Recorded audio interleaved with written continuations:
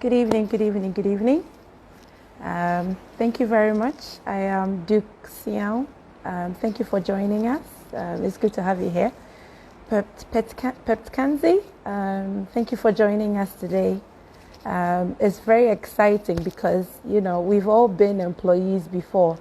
And welcome to the session of, how to, the ways in which you can reward employees based on their input at work. So thank you very much for joining us, Roma at Rotary. Thank you for joining us. Hopefully our guest should be joining us shortly. Senyo Jabing. It's going to be very interesting. Because this thing, what we're looking at today, it's basically, we all know the equal work for equal pay philosophy. And today we're going to delve deeper into figuring out, what other ways you can reward your employees based on their input, per their responsibilities.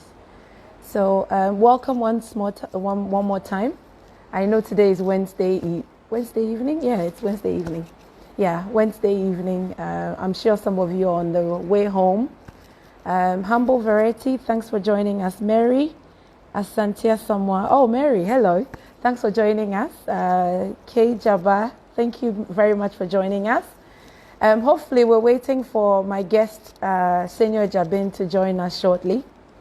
But thank you for joining us, or for those who just tuned in. It's going to be very exciting because we've all been employees before. And we feel that, we should be rewarded. Oh, okay. There we go. It looks like Senyo should be joining us shortly. It's going to be very interesting. Thank you, Ganyod B Photos, for joining us. Senyo is already here. Hello, Humble Variety.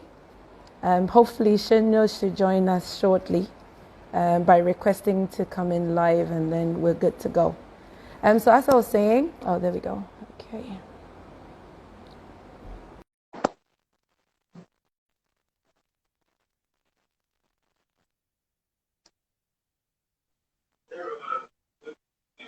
Hello, Mr. Jabing. Hi.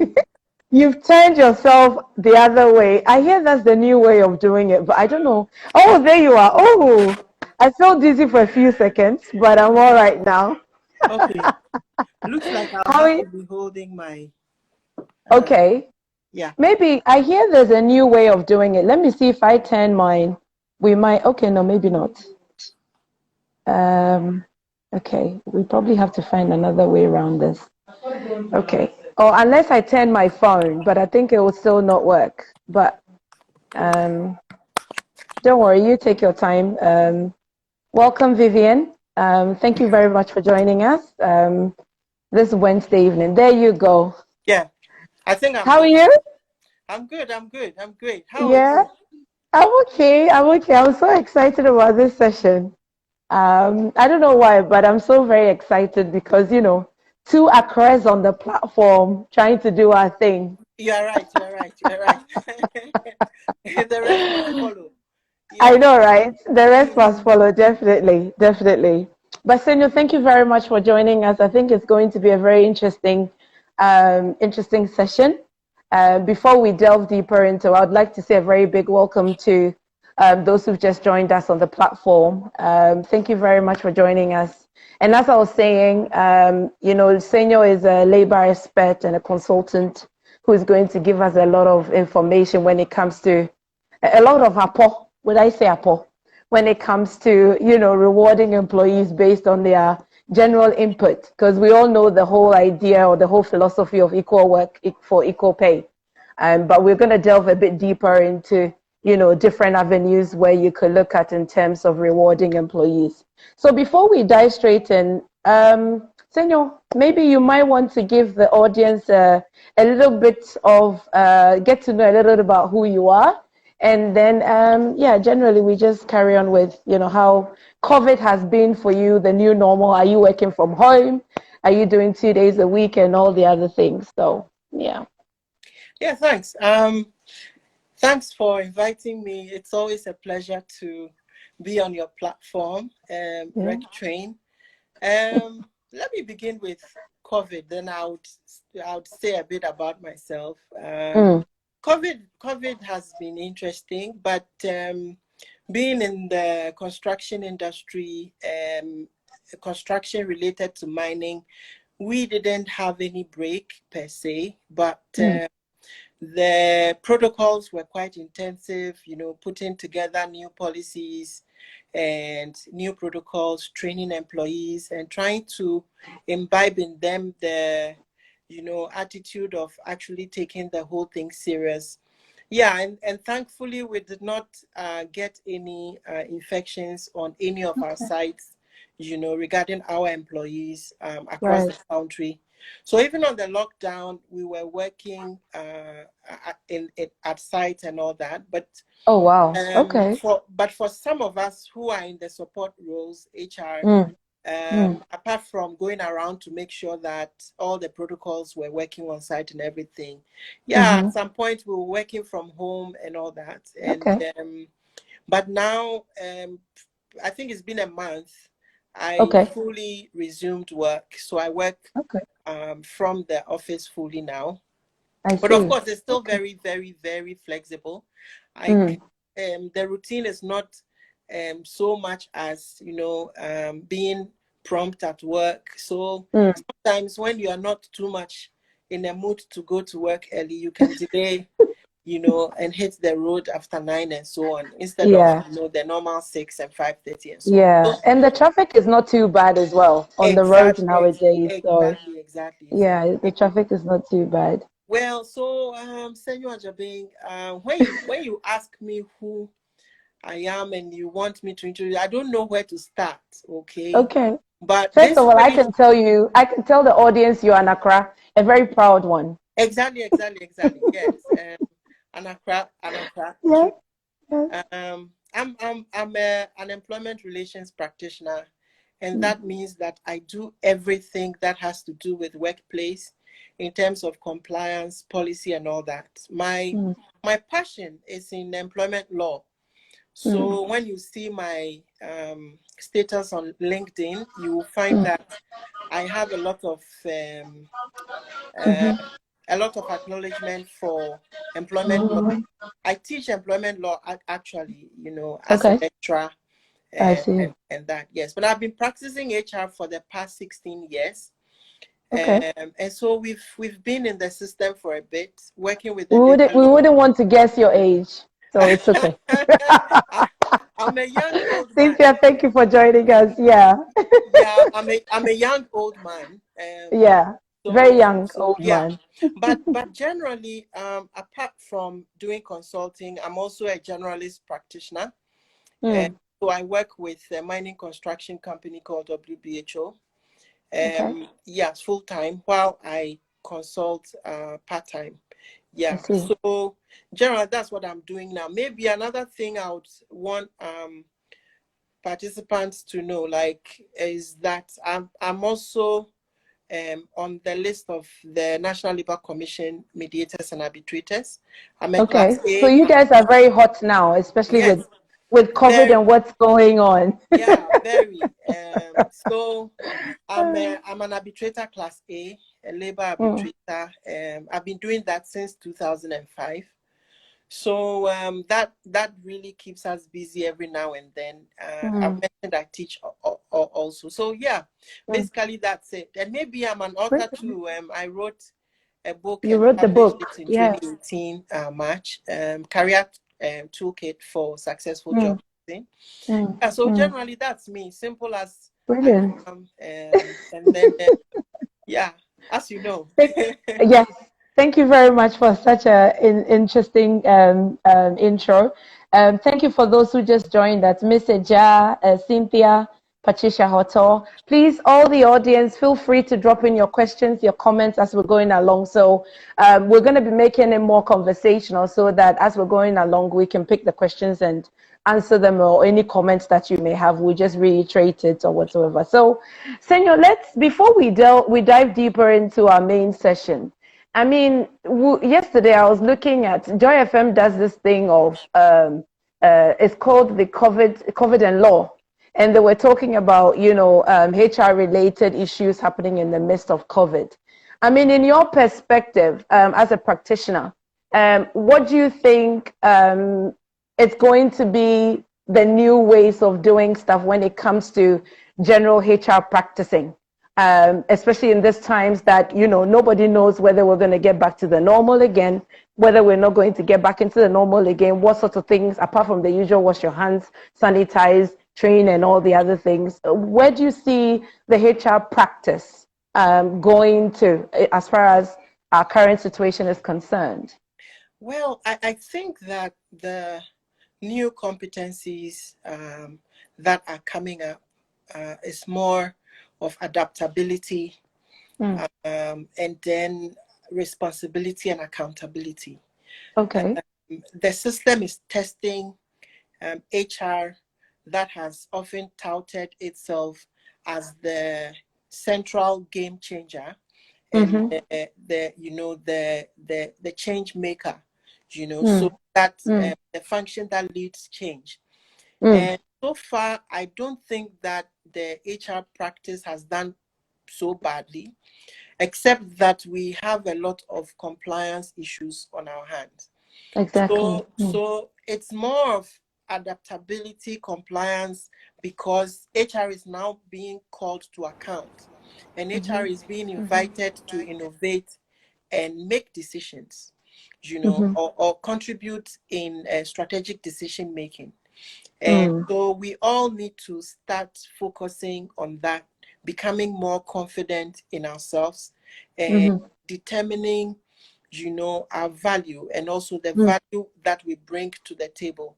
Indeed, after COVID, I want to see an HR function in Ghana that has become more central to the role of decision making and actually playing, the lead role in driving the organization when they are making decisions about productivity, employee safety, and all of those. Things. Yeah, so I think it's challenging, but it's not too much. It's something we've been doing, except we have to do it in a more lead role, because you see the CEOs are now looking to someone in the organization to direct in terms of knowledge about, the current terrain now, so HRM then comes up and then takes that lead role and becomes more of a real right hand to the executive roles. And I think there's a lot of hope in how HRM will turn out in the future. Yeah. Fantastic. Thank you very much for that. I think that's quite interesting, and it's a different dimension to what you've actually what most people are saying out there. But linking it to, you mentioned productivity and obviously leading when it comes to HR and stuff. Linking it to employees per se, or to the subjects that we're going to be talking about today. We know this whole philosophy of equal pay, equal work, equal pay. Yeah. And obviously rewarding based on you work and then you get paid. Are there different avenues, or are there different rewarding areas one can look into when it comes to general input from us? Because we've all been employees before, and when it comes to rewarding us, apart from obviously this is what you have to do and these are the things that you're expected to do, and obviously we compensate you for that. Are there any other ways where obviously one can reward based on their general input? Yes. Any dimensions? Yes, sure. But I think that, we cannot talk about reward without talking about the foundational systems based on which reward can be fair. Because you see, reward is discretionary. Reward is not it's not law. It's not mandatory. Reward in the scheme of our HR policy, regulation, and law, reward is discretionary. It is when you impress your employer that they reward you with something. But reward has to be equitable. Okay. And it has to be fair and unbiased. Okay. I see. So based on that, then there has to be foundational functional systems that make reward or rewarding employees fair, equitable, and then, equally distributed within the Right. working class. So one of the main things that we want to look at in before even thinking about reward, for example, is performance management. Okay. Yes, where employees have specific KPIs and targets that they need to meet, and based on which they are rewarded. That's the first one. Then another area is the entire remuneration structure. Okay. So I'm talking about salary administration. If you do not have a good remuneration structure based on the value of jobs, and graded jobs in accordance with, a specific model of structuring remuneration, then people will be wrongly placed. And if they are wrongly placed in an organization where somebody who is more qualified is reporting to somebody who just came from university because of maybe bias and nepotism and all of those, negatives that come with grading employees, then you have problems rewarding, because at the end of the day, then the reward will go to, other people. Then the third one, I think, is what you have mentioned about the principle of equity of pay. That is Section 68 of our law, which is the equal work for equal pay. That all persons who are on the same grade, do the similar work, and are of the same stature must earn the same things.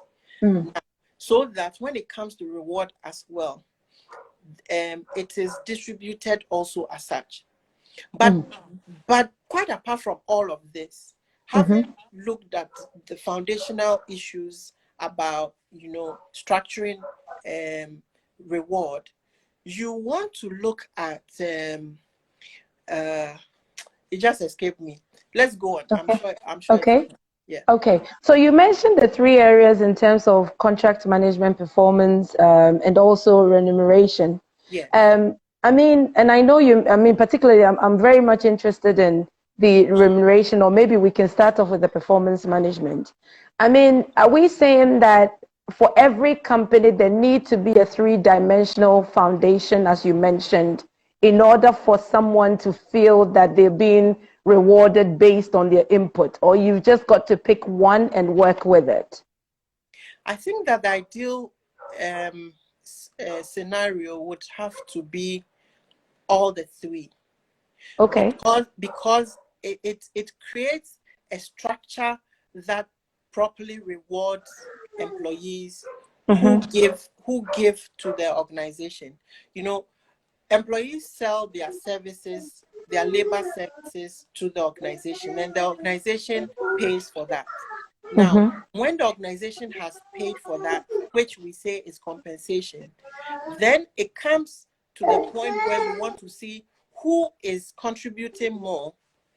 Okay. And for the basis of motivating people to give more of themselves to the organization, then we want to reward, so that people benefit more from the organization, which is taking so much from them, right? So if you do any of the three in isolation, you will still have aspects of the business that are not aligned and disintegrated. That way, you would have issues there. So even though you may reward based on one factor or functional system, say performance management, if you don't have a good job valuation system, or call it a salary structure based on properly graded and valued jobs, evaluated jobs, you will have problems, because people would be like, there'll be square pegs in round holes. But then it means, sorry to tap in, but it means then a lot of small businesses are not doing it properly, because I can tell you for a fact, a lot of small to medium businesses, some of them don't even have salary structures in place. Exactly. So you find that people come into the organization, and based on their relationship with the CEO or the general manager, they get to play certain roles that sometimes, they are not qualified for. And under those circumstances, then when you are rewarding, you will say because they have higher responsibilities, then you are rewarding them. But unfortunately, you may be rewarding someone who is less qualified and less experienced than the other, who have actually been on top of that function for a long time. And so then you create disaffection, you create confusion, and then you create an environment of demotivation. And once people are demotivated, they don't give their best. They just play their role and go along and earn their salary, and then that's it. Whether you reward them or not, they don't really care. And so it's important to balance and make sure that you have the foundations well set. You mentioned the issue of contract management, right? If you give people the wrong types of employment contracts, or you do not apply the right employment terms and conditions to specific roles, then you create a very disjointed system, so that even when it comes to aligning the salary structure to the key issues of knowledge, qualification, experience, and so on and so forth, and also job output, level of responsibility, span of control, you will find that you cannot align the system too well, because people have been employed on certain conditions that really do not apply to the specific circumstances of the roles they are playing. So all of these have to be balanced, so that you can have, a very well motivated workforce. And when you reward, then your parameters of reward, the levels, the quantum, and then the scope of the reward will, and the basis of reward will also be, fair and equitable, and people will generally be rewarded based on their input, and so on and so forth. I see. That's quite interesting. But do we have to, because every time you hear the word reward is always linked to money. Yeah. Are there different ways in terms of rewarding based on general inputs from employees that maybe perhaps somebody who is watching us starting up a business, running a business, perhaps could look into, without necessarily tying it to money in these three areas that you've mentioned? Yes. So you see, reward varies, for one, depending on the type of organization, okay, and the stage at which the organization is. If the organization is in the formulation, growing stages, the reward normally is not in money. The reward normally is more in recognition, and also a reward in kind. Okay, non-cash rewards. So let me just say that, we have cash and non-cash, right? Yes. So yes, I when do. the organizations are small and growing, the non-cash elements of reward are more than the cash elements. Then when the organization is at its full grown stage, and you are dealing with corporates that have track record, they have a very wide expanse of office networks and sales networks, and so on and so forth, then the reward goes more towards cash than non-cash. That is what I have seen with experience. That for very structured organizations, the rewards are even sometimes negotiated and agreed. That if you do X, you get Y. And so everybody knows, as the year progresses, people can even forecast and know the kind of reward they can get at the end of the month, and of course of the year, and so on. Of the year.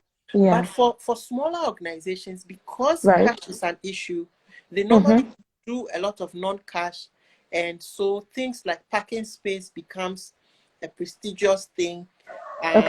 Yeah, shopping tickets, theater tickets, you know, birthday cakes, birthday cakes, and all of those. Friday morning watching. Exactly, you know, and Okay. all of those things become, you know, very little rewards that non-cash small companies will use. It is also because normally they are very close, small, closed units, okay, of teams.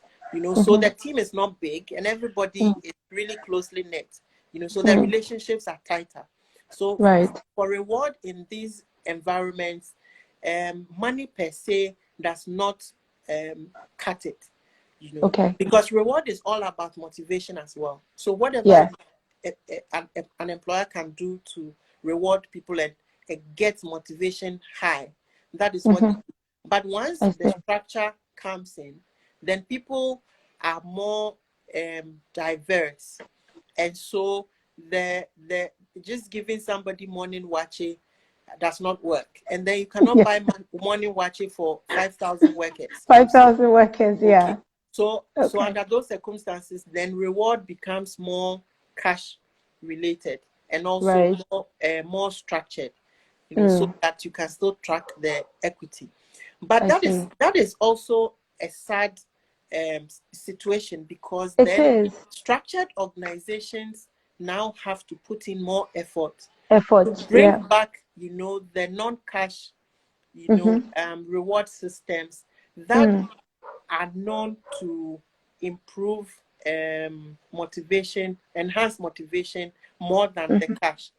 I see. Yes. So non-cash reward systems are known to create to give more motivation than cash, you know, because humans are insatiable beings. There's no amount of cash you give them and they would be happy. But for example, when you are celebrating your birthday and I give you 1,000, it may not be as, you know, charming for you and as fulfilling as if I bought you a cake and had it delivered, you know, in a very grand style with flowers and palm pageantry and the whole recognition thing. And it is very common that, you know, you would normally treasure that a bit more than if I just gave you some dry cash into the account and nobody knew about it. I see. So non-cash, you know, is able to drive motivation and job, you know, satisfaction a lot more than the cash. Could that be the reason why a lot of SMEs tend to have a lot of employee turnover issues? Because I guess, you know, as you're saying, they don't tend to have a lot of money, but rather they can do the non-cash sort of benefits or sort of rewards. But then if naturally human beings are not, you know, when it comes to the cash is king, you know, so if they're not being rewarded in that way, would you then agree? Because I know for a fact that there are a lot of SMEs coming up or even startups coming up where if it's not an investment that obviously you've had a bit of money to start it off, if you're starting it from ground zero, a lot of people tend to have problems with people leaving.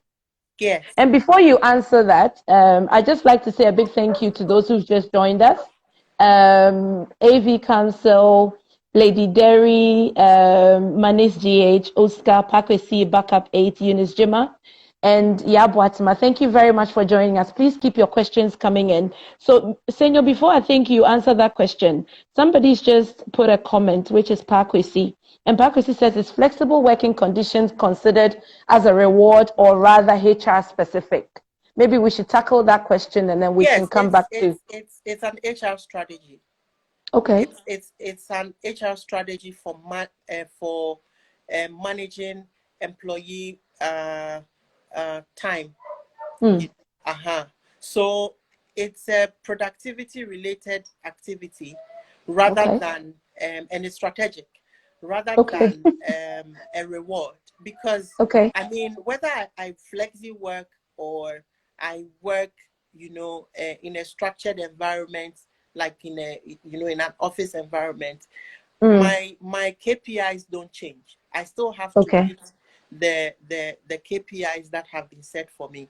So it is rather a time management and a strategic HR, activity rather than reward.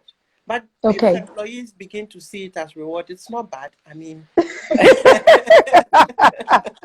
and especially at this time, in this current times, people would appreciate the flexible working conditions because some are mothers, some are single parents, they've got to try and balance the two together and stuff like that. So I like that.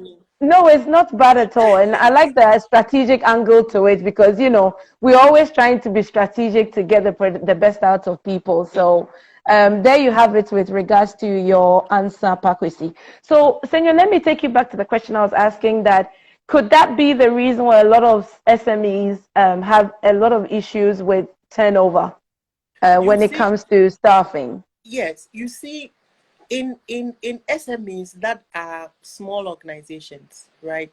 It is more of failed relationships and bad HR practices rather than, cash. Okay, interesting. Yeah. Yes. Because even when you're close knitted, I mean, of course, you tend to have that kind of relationship. So where does it fail? Yeah, you see, when you look at compliance, workplace compliance, and the rights of workers, the small organizations normally default more. I see. And so employees in small organizations kind of feel more abused in terms of their rights and also the way they are treated by their bosses, the CEO, and so on and so forth. They take more issues in terms of the relational aspect of their work rather than the cash. So that somebody in an SME who is leaving will tell you, it's not like you pay me plenty too, but I stomach all of these things. You've heard it before. Yes, I have. Exactly. So it's not like you are paying me plenty too, and then you are giving me stress. So often it's more because it's a small kind of community and the relationships are closer. There's a more tendency for people to deal with each other more closely and also to clash and to disagree. So often that turnover for me doesn't come only, and I'm not saying that cash sometimes does not play a role, but Senyo, I think you've got to hold your thoughts because Eunice just says it's true. HR practice, what did she say? She said, true, bad HR practice is a reason for failure. CEOs can insult anyhow. And if I may add, in our system, good supervision means, proper insults and intimidation. When actually good supervision must be coaching, right? In our cultural system, good supervision is insults, verbal abuse, intimidation, threats, just for you to be cowed into some kind of fear when you are doing your job, and you have to fear your boss. And when your boss is coming, everybody has to run helter-skelter and find somewhere to hide. To pretend they are working. To pretend they are working, and also pretend to be paid. So,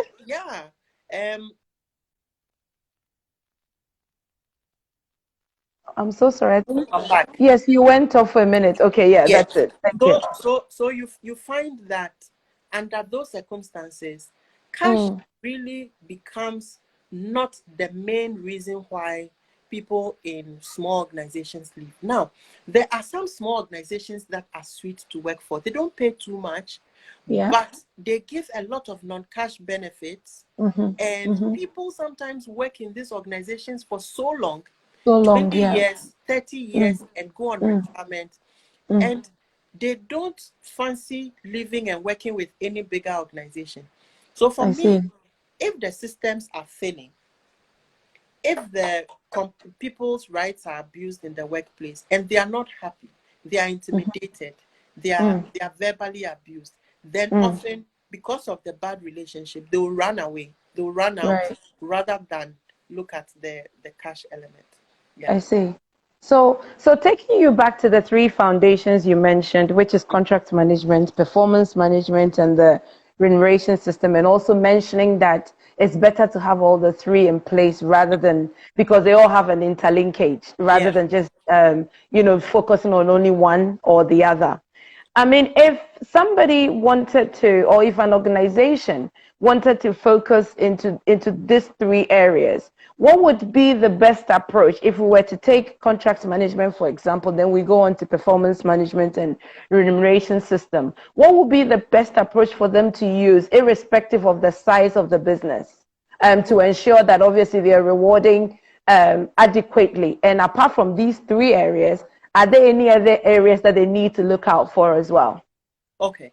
So generally, if you take contracts management, then it means that the contracts must be tight. Contracts must be tight means that the right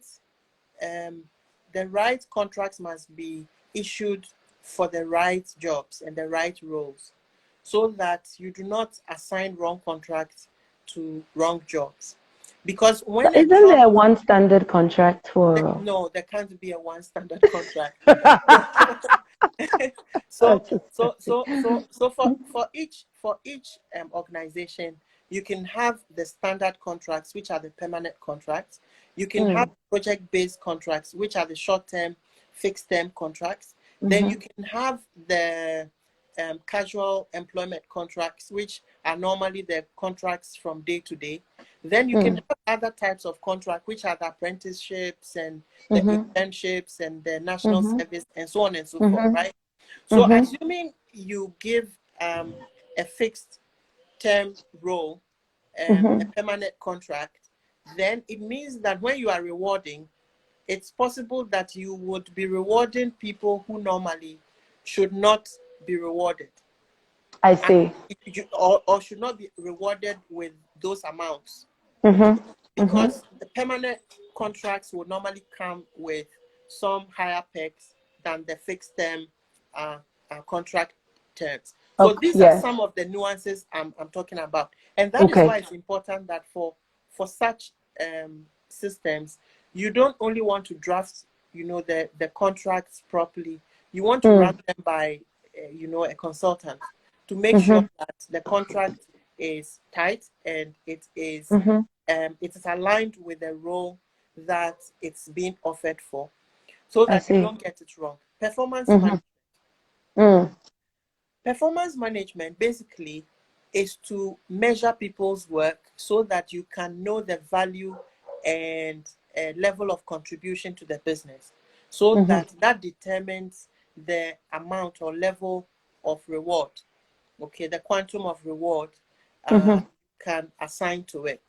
So if you are unable to properly measure people's work, which normally happens, I mean, we don't measure people's work because we don't hold people accountable for the roles and the jobs and duties that we employ them for. But hang on, Senyo. If I've given you, for example, I've asked you to book, organize an event. Yeah. And, throughout the whole organization, you've done it, you've delivered it within time. Isn't that achieving what you've asked me to do? Yes, but you've achieved it. But to what extent did you achieve it? Okay. So achievement is relative. Did you achieve it, or did you make some mistakes? When you did it, you achieved it. Did we lose money? Okay. And so on and so forth. So there must be parameters acceptable to both employer and employee as to their specific standard of performance. And it is that standard that is set in performance management and also measured, so that the level of the achievement then determines the level of reward, which then becomes equitable, so that you're not rewarding people who are busybodies going around making everybody feel they are working. But when you actually measure their level of impact or the level of delivery, you find that they've done 5%. Does it also depend on the job that you're performing? Because a job like drivers, supporting role, those who support the businesses, I mean, it wouldn't it be a bit difficult to sort of measure No, in relation to, no? no. You just Okay, need to use a properly designed measuring instrument. okay, okay, Okay, it okay, has to be okay. designed such that Mm. it can appropriately quantify the level of contribution and then the Okay, standard of performance. So you have a driver. You have a driver that is always crashing your car. You have a driver that is always keeping an unclean car. You have a okay, driver that is always dirty, and so when you are sitting in his car, inside the car is dirty, and the smell coming from the driver also makes it the environment uncomfortable. So when you are mm. in transit, you have to hold your breath until you are done before you can breathe easy.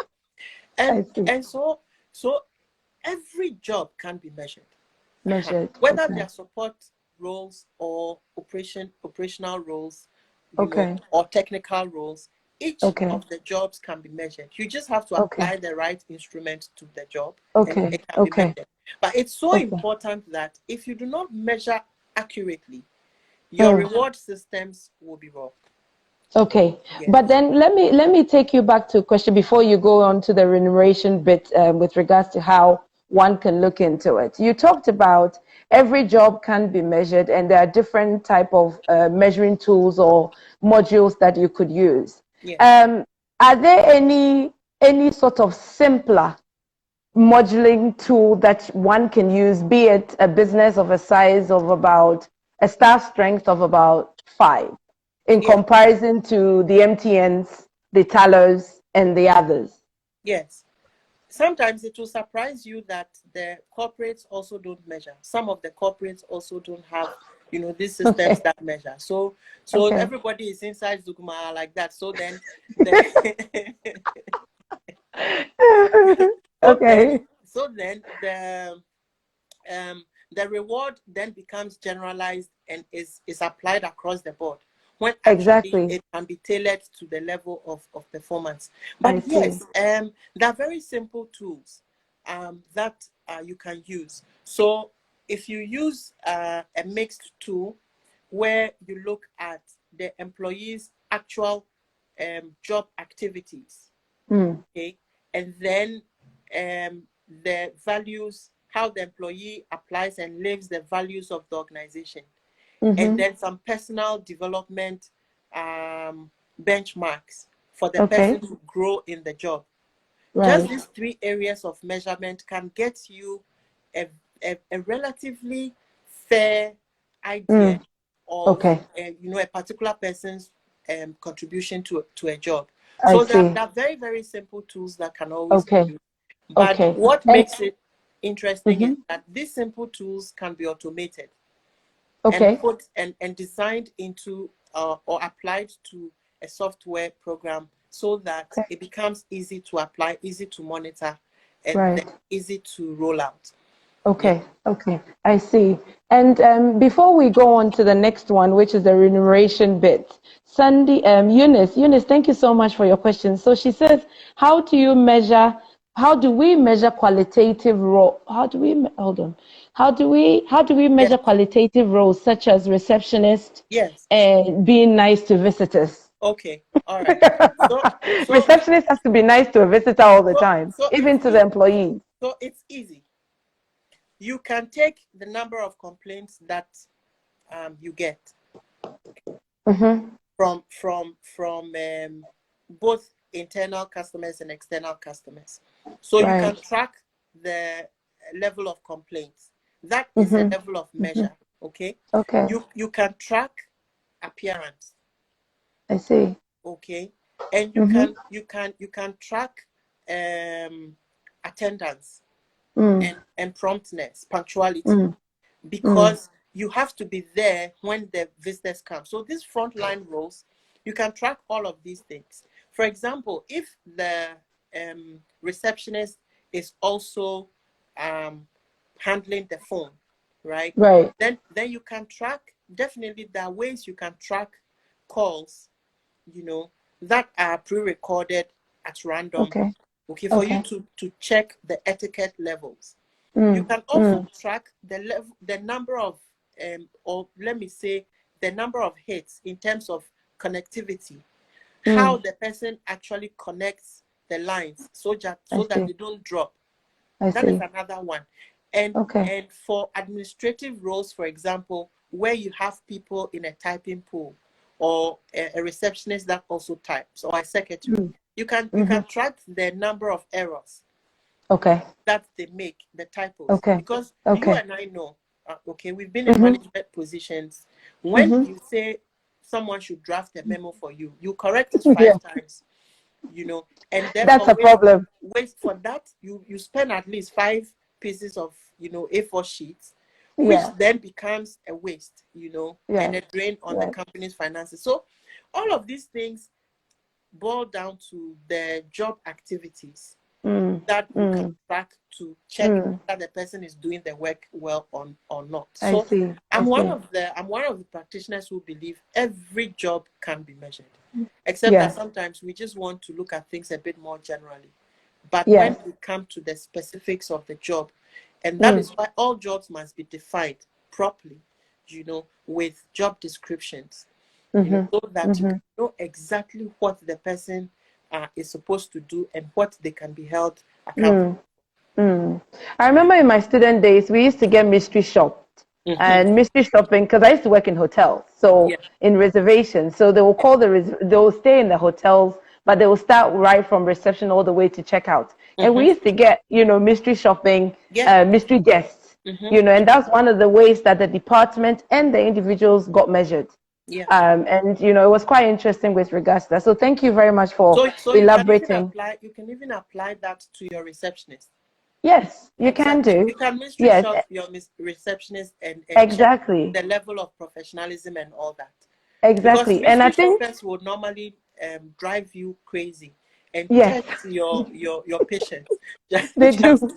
Exactly. They do. And even one of the things also that's important is that a lot of receptionists or even people in the frontline role, or even within our colleagues, some of them don't see our internal colleagues as our clients. Yes. And they always spend a lot of time smiley to the external clients that will walk in.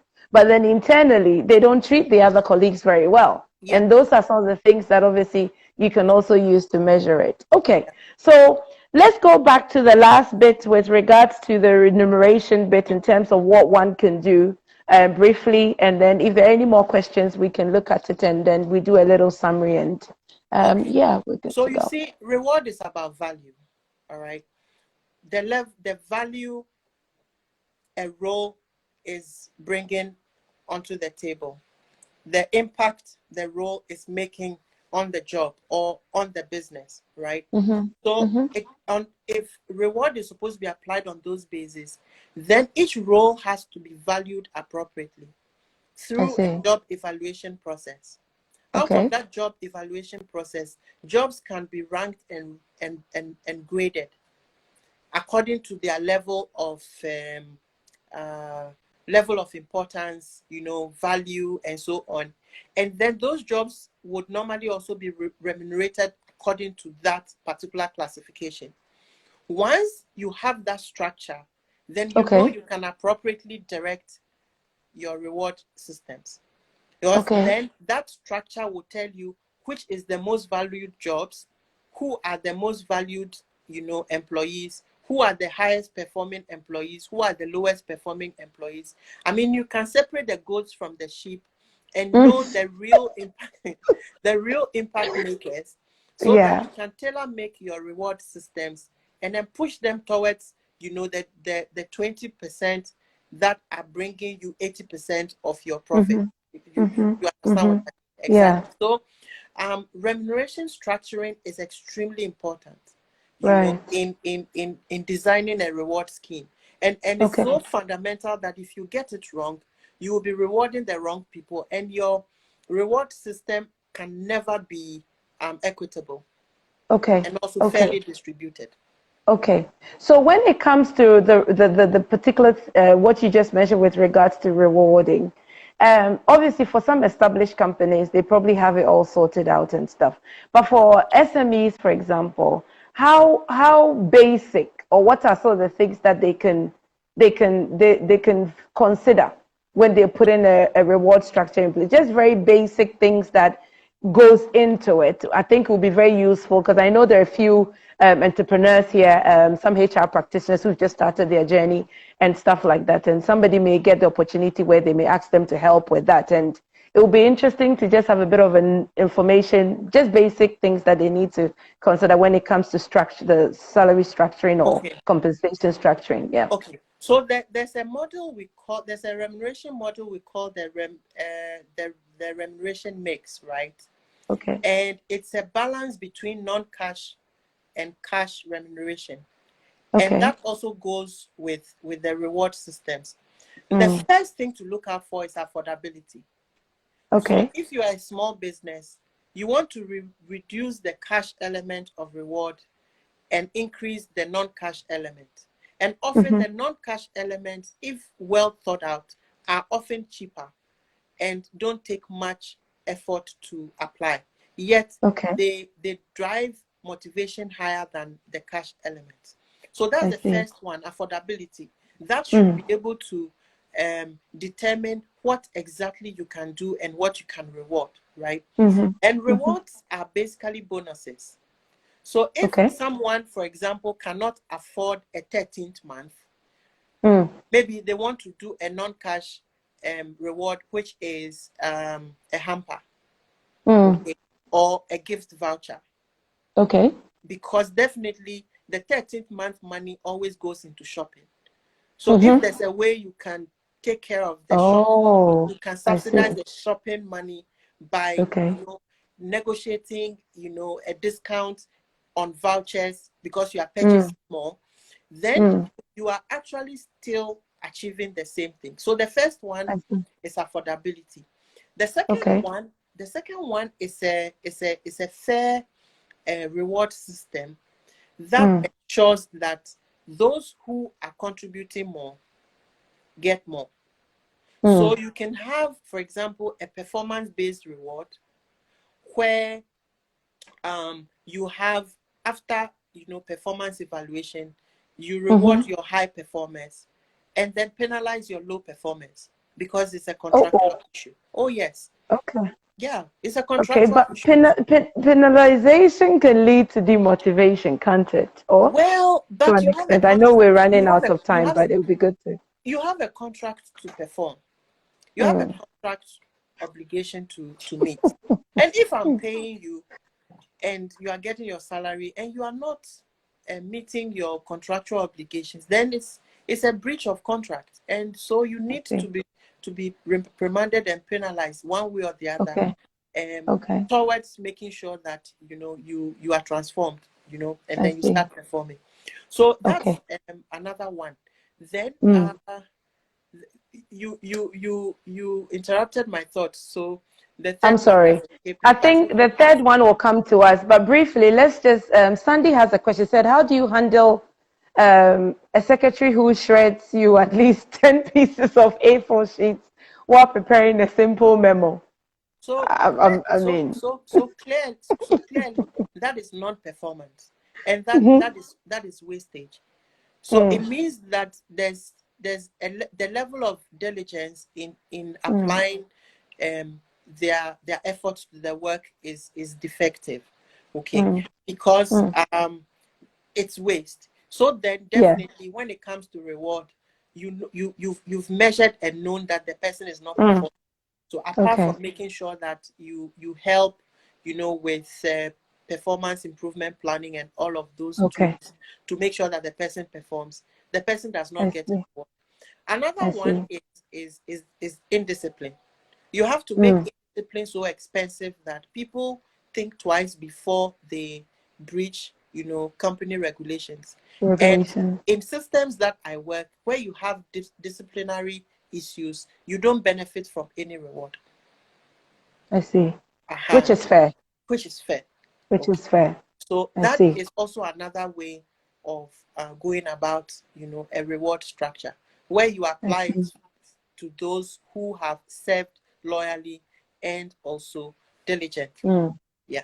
Fantastic. Okay. So I think we came back to, there was affordability, fair reward system, and I think the third one is It's gone Yeah, out of the window. the third one has gone somewhere. It's gone out of the I'm window. sure with But time it will come. I'm sure with time it will come through. I mean, I think it's been quite interesting. You've touched base on quite a lot of things, and we've had, you know, a good turnout, and also a few people who have also joined in.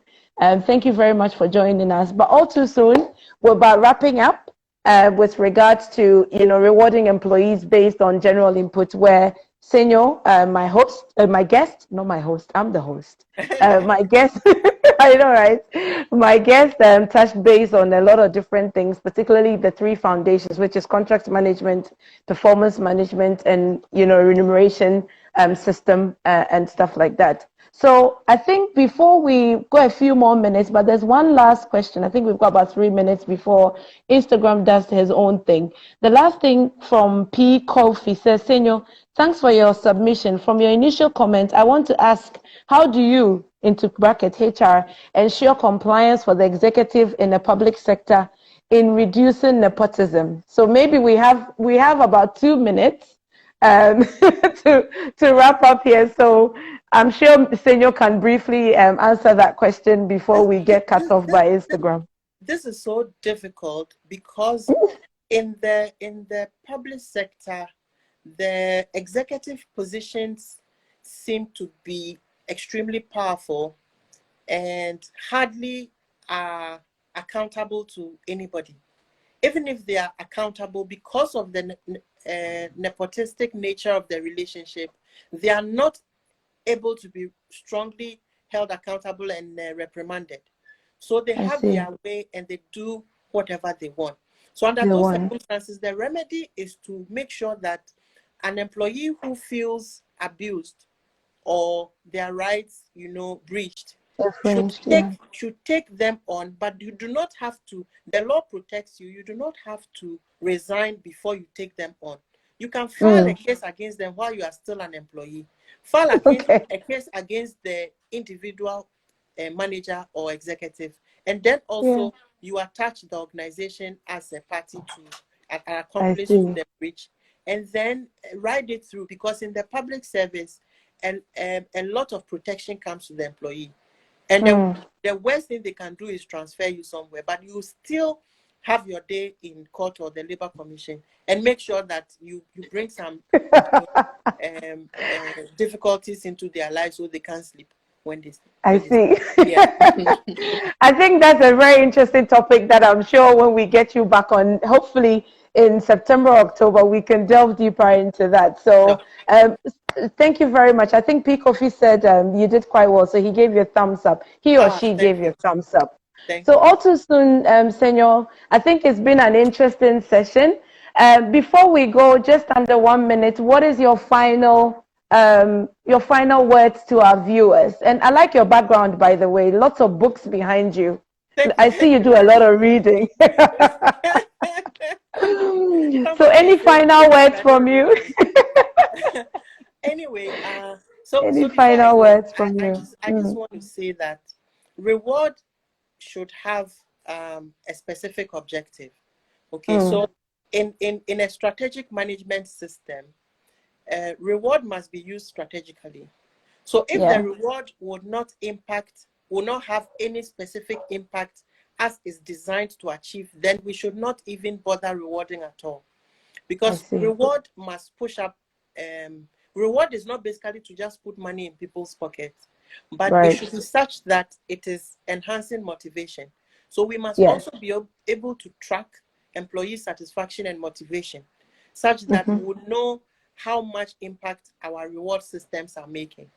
So that is what I would say. And then we should also not think that reward is only about cash, but non-cash, systems of reward also have, higher productivity benefits, which should be explored. Yeah. So please, audience, consider non-cash and cash reward systems. Thank you very much, Senyo, for such an interesting session. I'd like to say a very big thank you for taking some time out during the week to help us. Hopefully, we'll catch up again on another session. And to my viewers, thank you very much. And very interesting and impactful session. Thank you very much, Lady Derry. So, bye, Senyo.